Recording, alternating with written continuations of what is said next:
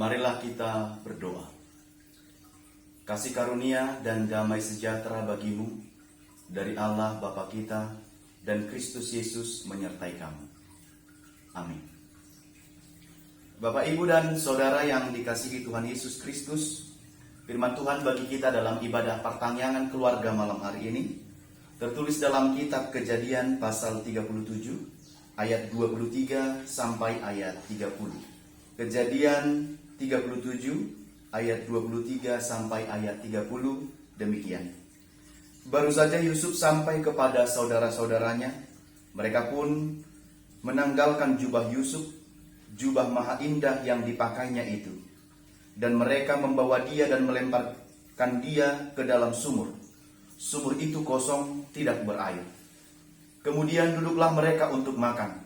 Ketika mereka mengangkat muka, kelihatanlah kepada mereka suatu kafilah orang Ismail datang dari Gilead dengan untanya yang membawa damar, balsam, dan damar ladang dalam perjalanannya mengangkut barang-barang itu ke Mesir.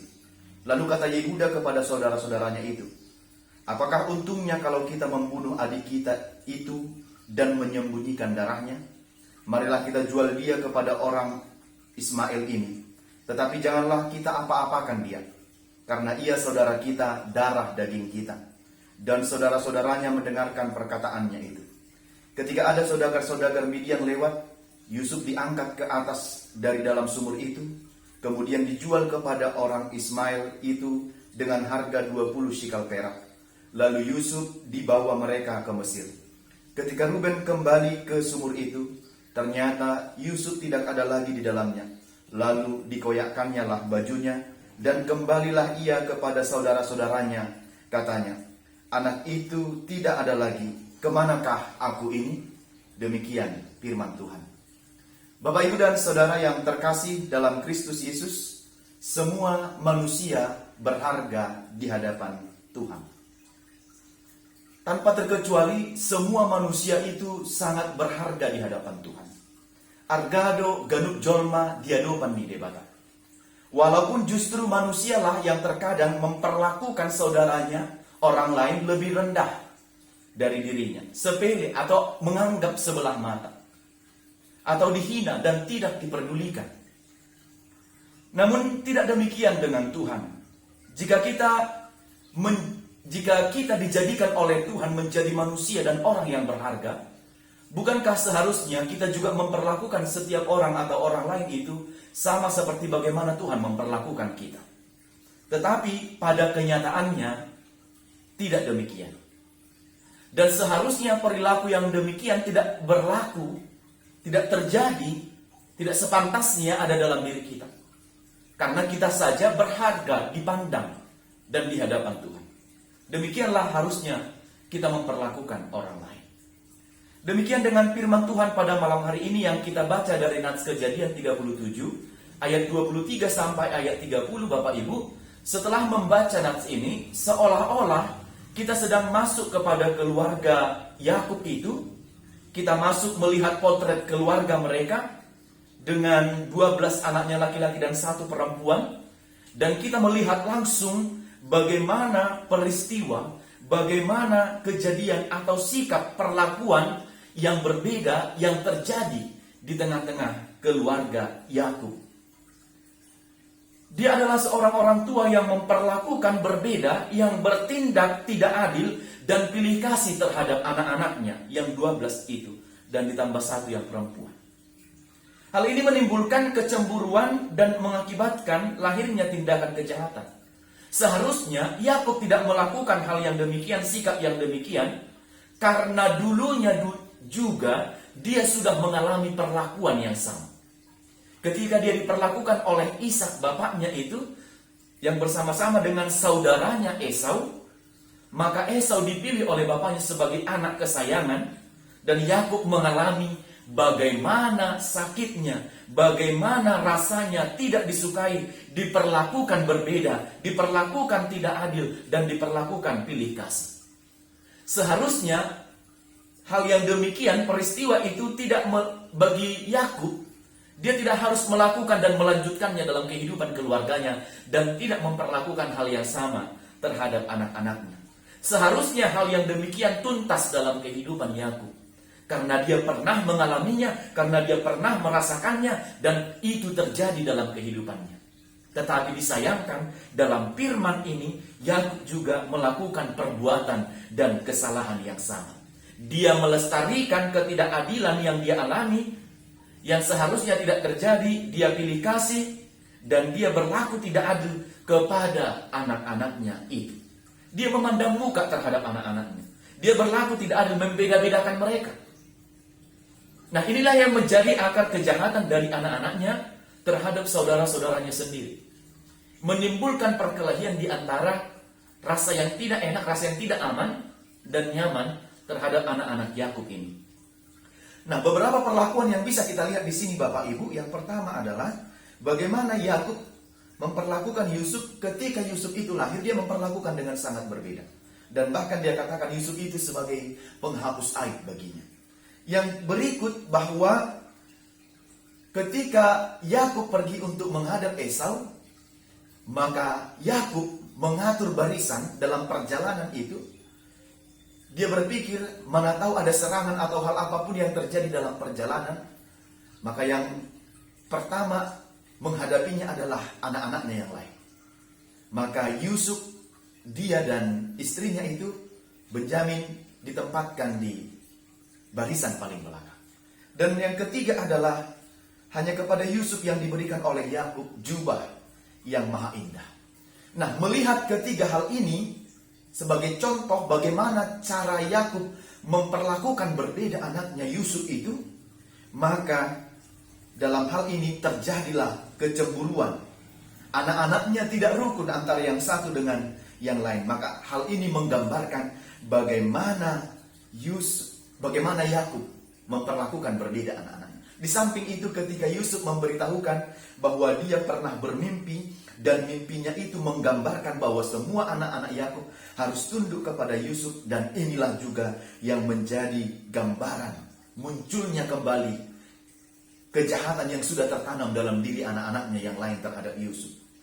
Maka Bapak Ibu, apakah yang kita lihat dari firman ini? Sikap orang tua yang seperti inilah yang mengakibatkan hal yang negatif, yang menimbulkan kecemburuan, bahkan hati yang dendam tinggal dalam diri anak-anaknya. Hanya tinggal menunggu waktu saja untuk melampiaskan segala kekesalan, segala kecemburuan, segala iri hati, dan segala dendam yang sudah tersimpan di dalam hati anak-anaknya itu. Maka firman ini dalam ayat 13, ketika Yakub menyuruh Yusuf untuk melihat saudara-saudaranya yang sedang menggembalakan domba, maka Yusuf dengan patuh pergi untuk menjumpai saudara-saudaranya. Maka dengan berjalan kaki sepanjang hampir 100 km lebih dia berjalan untuk menjumpai saudara-saudaranya. Apa yang terjadi? Masih dari kejauhan dia dilihat oleh saudara-saudaranya, maka mereka sudah merencanakan niat jahat terhadap Yusuf. Karena apa? Karena dendam yang selama ini yang sudah mengakar dalam hati mereka, yang sudah tertanam dalam hati mereka, ketika melihat saudaranya Yusuf itu, lalu muncul dalam hati mereka untuk melakukan satu perbuatan jahat dan berencana untuk membunuh Yusuf itu. Tapi kita lihat dalam firman ini, maka Ruben sebagai anak sulung sadar. Dia tahu bahwa pembunuhan itu adalah kejahatan yang besar. Maka dia usulkan bagaimana supaya tidak kita bunuh saja, tetapi kita buang dan kita masukkan ke dalam sumur yang tidak berair, yang kering. Lalu mereka setuju, mereka buang dan mereka masukkan Yusuf ke dalam sumur itu. Nah, setelah itu apa yang terjadi? Akhirnya saudaranya setuju untuk menjatuhkan Yusuf ke sumur. Namun konsep diubah oleh pemikiran Yehuda. Ketika dia melihat ada saudagar-saudagar yang datang dari Mesir, maka dia memutuskan untuk menjual Yusuf kepada orang Ismail. Ayat 25-28. Dan jadilah demikian. Akhirnya tanpa sepengetahuan Ruben, Yusuf itu dijual kepada orang Ismail. Dan ketika Ruben kembali ke sumur itu, lalu dia tidak menjumpai lagi Yusuf ada di situ. Lalu hal ini menjadikan dia bersusah hati dan ia mengoyakkan bajunya. Ini adalah sebagai tanda perkabungan, karena dia tidak berjumpa lagi dengan saudaranya Yusuf di situ. Maka dia dengan sangat sedih bertanya, kemanakah saudaranya itu? Bapak Ibu, akhirnya Yusuf itu menjadi tawanan kafilah orang-orang Ismail atau orang-orang Midian, yang seharusnya dan seterusnya Yusuf menjadi budak dalam keluarga Mesir. Apakah yang mau disampaikan firman ini kepada kita, Bapak Ibu? Dari semua perjalanan dan potret kehidupan keluarga Yakub dan hal-hal yang menjadikan saudara antara yang satu dengan yang lain menimbulkan iri dan dendam serta iri hati, maka ada 3 hal pelajaran berharga yang kita pelajari dari firman ini. Yang pertama adalah, marilah berlaku adil dalam keluarga dan memutuskan mata rantai ketidakadilan terhadap siapapun. Perilaku Yakub yang membeda-bedakan ini, yang memihak, yang menjadikan Yusuf menjadi anak emas bagi saudaranya yang lain, akan menyebabkan hilangnya kerukunan di tengah-tengah anak-anak Yakub. Hal ini juga berlaku dalam kehidupan kita. Jika ada orang tua yang berlaku tidak adil terhadap anak-anaknya, memperlakukan berbeda, memperlakukan tidak adil antara yang satu dengan yang lain, maka ini adalah awal munculnya iri hati, dendam, perselisihan di antara anak-anaknya, di antara yang bersaudara. Maka dalam firman ini sebagai orang tua, maka seharusnya menghindarkan menganak emaskan yang satu dan menganaktirikan atau menomorduakan yang lain. Yang satu diperlakukan demikian dengan sangat luar biasa, sementara yang lain sedikit kurang perhatian. Bapak Ibu, memang setiap anak itu berbeda. Ada yang membuat susah orang tuanya, dan ada anak yang dengan pintar mengambil hati orang tuanya. Setiap anak berbeda perilaku dan karakternya, tapi yang perlu diingat adalah bahwa orang tua juga harus bekerja keras membangun, menciptakan, menjadikan perilaku yang baik, menciptakan karakter yang baik bagi anak-anaknya, supaya tidak terjadi yang demikian. Menciptakan keadilan di tengah-tengah keluarga. Jika ada ketidakadilan, maka di sana terjadi kekerasan. Maka masing-masing menempatkan diri di tengah-tengah keluarga sebagai apakah perannya, maka lakukanlah peran itu, tetapi tidak berlaku tidak adil di tengah-tengah keluarga. Bahkan ketidakadilan itu harus segera kita putus. Ya, ini sangat berpengaruh. Kadang orang tua begitu, suka membeda-bedakan.